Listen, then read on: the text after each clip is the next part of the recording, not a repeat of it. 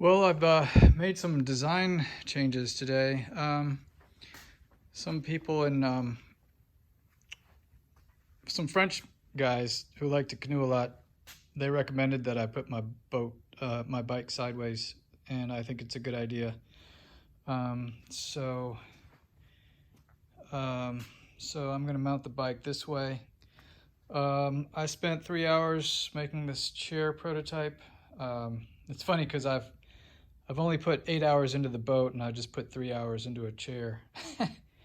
um, anyway, uh, the chair is gonna be finished with seatbelt webbing. Yeah, this is my seatbelt webbing. I have probably 400 yards, two different colors, black and silver. But anyway, this stuff is super strong, and you can apply it with a staple gun, and it usually takes about 7 staples to hold it in place. But it only stretches like 3%. So if it gets wet, it only stretches a maximum of 3%. Anyway, that's why they use it on as a safety belt. And this is actually from Tennessee Webbing. It's discounted because in order to become a seatbelt, you have to pass 7 tests, and this stuff failed one of the 7 tests, but it still works, and I've put it on chairs, and they work really well. So here's the chair. It's just the frame. I haven't put the webbing on, but it basically straddles.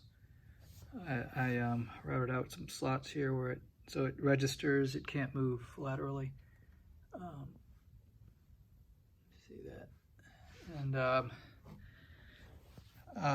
then the backrest is going to be adjustable somehow. I'll probably have a strap from here to the seat, and it'll probably be adjustable. It's probably going to be about like that. Anyway, so I wanted the center of gravity a little lower.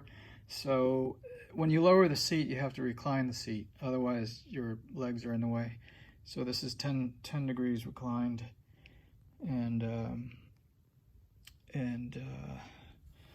the angle between the seat and the back is usually 100 and let's see, it's 103 degrees usually is standard, but this angle here between this and that is usually a little tighter than that.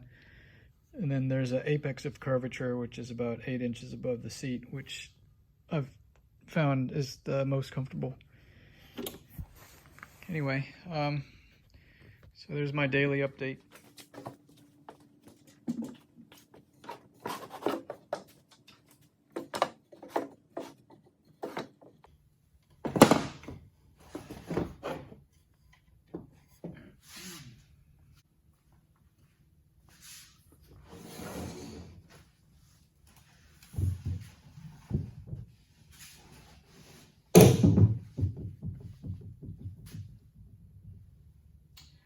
So I weighed the boats 3 days ago, and they were 33 pounds each, and now they're 29. So I think it has to do with the glue, the Titebond 3 glue that's been drying.